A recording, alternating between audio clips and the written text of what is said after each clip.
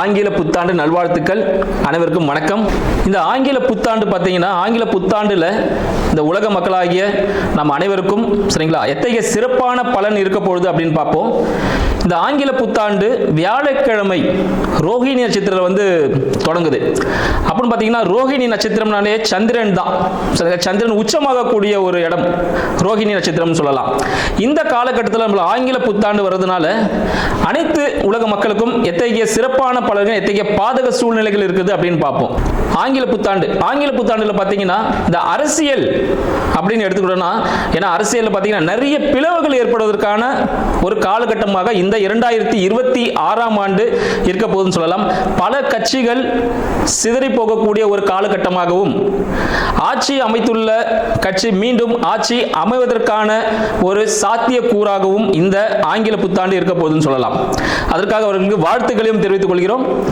அடுத்து பார்த்தீங்கன்னா பொருளாதாரம் அப்படின்னு எடுத்தீங்கன்னா, பொருளாதாரம் மிக சிறந்த வாய்ப்பை அனைவருக்கும் அளிக்கும் சொல்லலாம். உலக பொருளாதாரத்தை பொறுத்தவரையில் பார்த்தீங்கன்னா, உலக பொருளாதார போர் மிக பெரிய அளவில் நடப்பதற்கான வாய்ப்புகள் உண்டு. உலக போர் தொடங்குவதற்கான உத்திகள் ஆல்ரெடி ஆரம்பிச்சிருச்சு.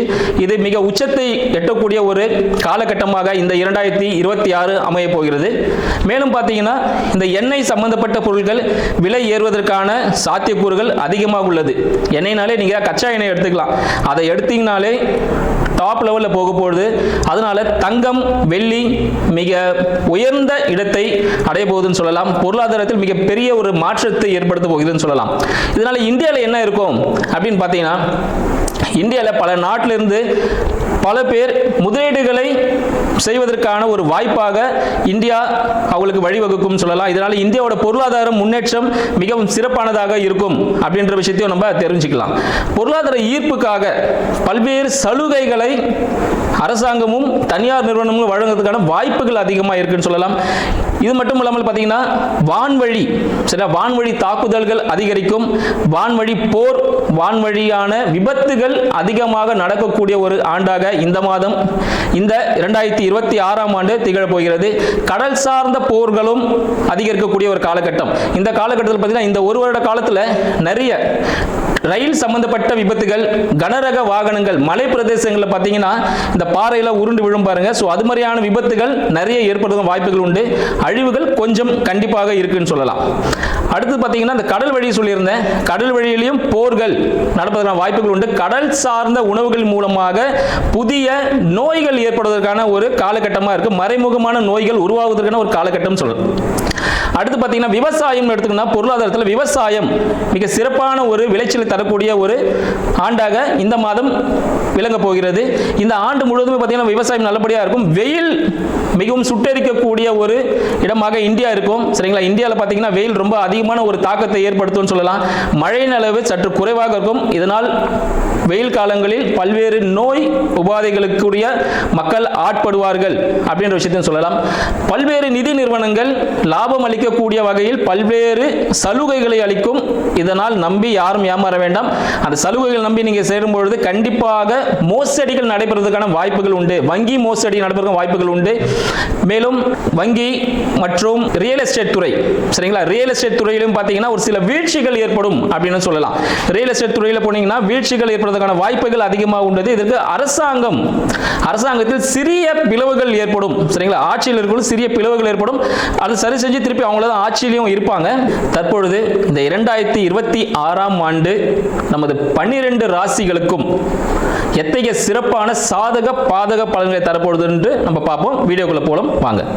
விருச்சிக ராசி நண்பர்களுக்கு அடியனின் அன்பு வணக்கமும் 2026ஆம் ஆண்டிற்கான ஆங்கில புத்தாண்டு நல்வாழ்த்துக்களும். விருச்சிக ராசி என்றாலே பார்த்தீங்கன்னா மிகவும் திறமைசாலிகள் அப்படின்னு சொல்லலாம். காலபுருஷத்துக்கு 8ஆம் வீடு, மறைமுக வீடு, புதையல். மிகவும் திறமைசாலிகள் யாருன்னா விருச்சிக ராசியில் இருக்கவங்க தான் ரொம்ப திறமைசாலிகள்னு சொல்லலாம். அவங்களுக்கு கலைத்திறன் பார்த்தீங்கன்னா அதிக அளவில் இருக்கும், எல்லாமே மறைஞ்சிருக்கும் அப்படின்னு சொல்லலாம். விருச்சிக ராசியின் அதிபதியான செவ்வாய் பகவான் 1க்கும் 6க்கும் அதிபதி செவ்வாய் பகவான் 2ல் இருக்கிறார்.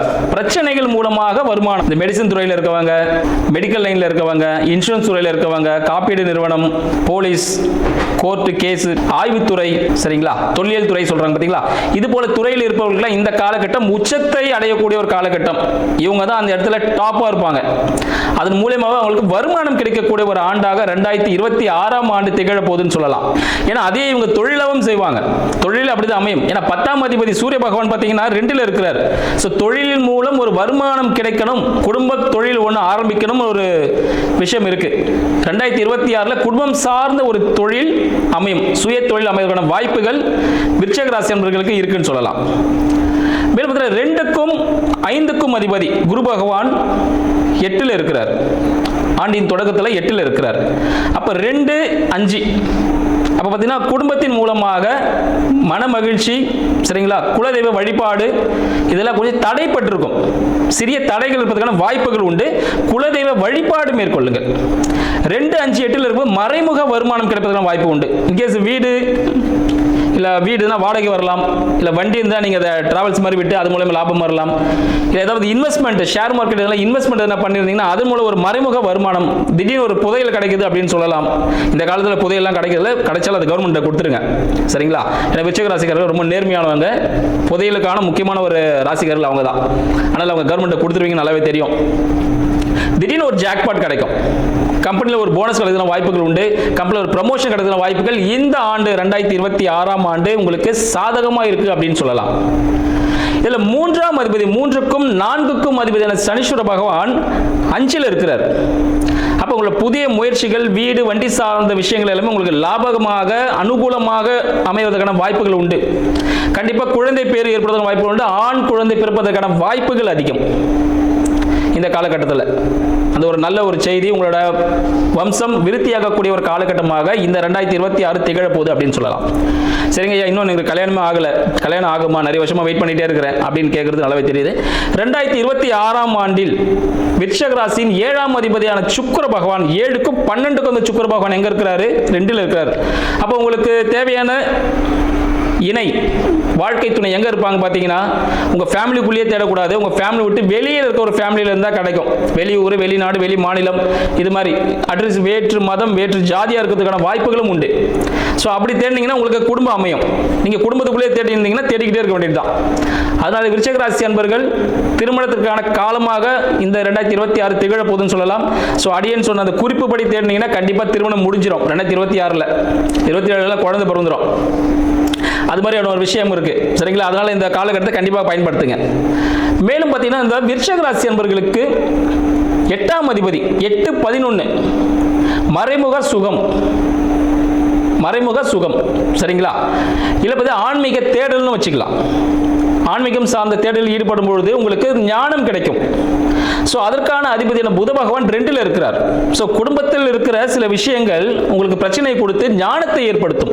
குடும்பத்தில் யாரெல்லாம் இருக்கிறாங்க, எல்லாம் என்ன கேட்டகரியில் இருக்கிறாங்க, இவ்வளோ நாள் எப்படி இருந்தாங்க அப்படின்னு குடும்பத்தில் இருக்க ஒவ்வொரு நபர்களை பற்றி 2026 உங்களுக்கு தெள்ள தெளிவாக புரிய வைக்க போகுது. மனைவியாக இருந்தாலும், பிள்ளைகளாக இருந்தாலும், தந்தையாக இருந்தாலும், தாயாக இருந்தாலும், சகோதரர்கள் பற்றி அனைவர் பற்றியும் தெளிவான ஒரு புரிதல் 2026 உங்களுக்கு தரப்போகுது அப்படின்ற ஒரு விஷயம் இருக்கு. ஒரு புதிய ஒரு படிப்பு உங்களுக்கு கிடைக்க போகுது, ஒரு அனுபவம் கிடைக்க போகுதுன்னு சொல்லலாம். மேலும் பார்த்தீங்கன்னா விருச்சிக ராசியின் 9ஆம் அதிபதி கடகம் சந்திர பகவான். ஸோ தந்தையின் உடல்நிலையில் சிறிய உபாதைகள் வந்து போகக்கூடிய ஒரு காலகட்டமாக இருக்க போதுன்னு சொல்லலாம். அப்ப தாயை விட்டுட்டுமே விருச்சிக ராசி தாய்க்கு பார்த்தீங்கன்னா உடல்நிலை எல்லாமே சீராக அமைவதற்கான வாய்ப்புகள் உண்டு. தாயின் காலில் சிறிய காயங்கள், அடிகள் படுவதற்கான வாய்ப்புகளும் உண்டு வருடத்தின் முதல் பகுதியில். அதனால கொஞ்சம் கவனமா இருங்க. இந்த பாத்ரூம் போமெல்லாம் வடிக்க விடுறது எல்லாமே நடக்கக்கூடிய காலகட்டமாக இருக்கும். கொஞ்சம் ஜாக்கிரதையாக போயிட்டு ஜாக்கிரதையாக ஹேண்டில் பண்ணிக்கோங்க. யாராவது கூட ஒரு பெரியவங்களை கூட்டு போகிறது, சின்ன பசங்களை யாராவது கூட்டு போனீங்கன்னா மிக நல்லது. மேலும் 11ஆம் அதிபதியும் அவர் தான். 8க்கும் 11ஆம் அதிபதியும் பார்த்தீங்கன்னா புத பகவான் தான். அதனால மறைமுக லாபம் கிடைப்பதற்கான வாய்ப்புகள் உண்டு. மறைமுக திருமணம், சரிங்களா, மறைமுக திருமணம் கிடைக்கிற வாய்ப்புகளும் உண்டு. இல்லைன்னா நீங்கள் ஏதாவது மறைஞ்சி இருந்தீங்கன்னா உங்களுக்கு லாபம் இரட்டிப்பாகும். மறைஞ்சி இருக்குன்னா பார்த்தீங்கன்னா வெளியூர், வெளிநாடு போனீங்கன்னா உங்களுக்கு ப்ராஃபிட் அதிகமாக கிடைக்கும். ஒரு பிஸ்னஸ் மீட்டிங்காக வெளியூர், வெளிநாடு போவீங்க. புதிய நபர்களை, தெரியாத ஒரு நபர்களோட ஒரு பழக்கம் ஏற்படும். இதனால உங்களுக்கு ப்ராஃபிட் கிடைக்கும். ஒரு மன மகிழ்ச்சியில் இருப்பீங்க விருச்சிக ராசி என்பவர்கள் இந்த 2026ல். ஸோ விரயம் ஆல்ரெடி சொல்லியிருந்தேன் உங்களுக்கு, 7-12 சொல்லியிருந்தேன். மேரேஜ் ஆனவங்க அவங்களோட வாழ்க்கை துணைக்கு தேவையான பொருட்களை வாங்கி கொடுப்பதன் மூலமாக வருமானத்தில் வாங்கி கொடுக்கறதால ஒரு ப்ராஃபிட்டாக இருக்கும், ஒரு இன்வெஸ்ட்மெண்ட்டாக இருக்கும், அவங்கள ஒரு மகிழ்ச்சி கடலில் ஆழ்த்துவதாகவும் இருக்கும். கல்யாணமே ஆகாதவங்க குடும்பத்திலேருந்து வெளியே இருக்கிற பெண்ணோ ஆணையோ பார்த்தீங்கன்னா திருமணம் நடைபெறும். அதனால் அவங்கள கூட்டிகிட்டு மேரேஜ் ஆகிருக்கவங்க ஃபேமிலியோட ஃபேமிலி ட்ரிப் எங்கன்னா போயிட்டு வாங்க. 2026 இந்த மே மாதத்தில் பார்த்தீங்கன்னா அந்த ஃபேமிலி ட்ரிப் போயிட்டு இருக்கும்போது ஒரு மன மகிழ்ச்சி உங்களுக்கு கிடைச்சி இந்த ஆண்டு முழுக்க உங்களுக்கு சாதகமான ஒரு சூழ்நிலையே கிடைக்கும் அப்படின்னு சொல்லலாம். இந்த கவர்மெண்ட் ரிலேட்டடான விஷயங்கள் சிறிய ஒரு அழுத்தத்தை ஏற்படுத்தும், சிறிய ஒரு விரயங்கள், பண விரயங்கள் ஏற்படுத்தும். ஒன்றும் இல்லை, டாக்குமெண்ட்டுக்கு தேவையான சார்ஜஸ் நீங்கள் பே பண்ணுவீங்க, பெனால்ட்டியில் எதுவுமே இல்லை. என்ன கட்டணுமோ அது ப்ராப்பராக கட்டக்கூடிய ஒரு காலகட்டமாக இருக்கும். புதிய வீடு, வண்டி, வாகனங்கள் வாங்குவதற்கான வாய்ப்புகள் இந்த காலகட்டத்தில் விருச்சிக ராசி அன்பர்களுக்கு உண்டு. தயவு செய்து இந்த காலகட்டத்தை பயன்படுத்துங்க. ஏன்னா வருடத்தின் 2ஆம் பகுதி தங்களுக்கு சாதகமான சூழ்நிலையாக இருக்கு. தங்கள் வருமானம் மூலமாக கோவில்களுக்கு அன்னதானமோ இல்லை தேவைப்படக்கூடிய கட்டட செலவுகளுக்கோ பணம் ஒதுக்கீடு செஞ்சீங்கன்னா உங்களுக்கு பூர்வ புண்ணியம் எதுக்கு தடைப்பட்டிருந்தது எல்லாமே உங்களுக்கு சக்சஸ் ஆகக்கூடிய ஒரு காலகட்டம், எல்லாமே பாக்கியமாக மாறிடும். இன்னைக்கு இருக்கப்பட்ட கஷ்டத்துக்கெல்லாம் தானாகவே வந்து எல்லாமே அவங்கள தேடி வந்து உங்களுக்கு உதவி செய்யக்கூடிய ஒரு காலகட்டமாக இந்த ஆண்டு முழுக்க திகழப்போகுது அப்படின்னு சொல்லலாம். எனவே இத்தகைய சிறப்புகளை கொண்டுள்ள விருச்சிக ராசி அன்பர்களுக்கு அடியேனின் வாழ்த்துக்கள். நன்றி.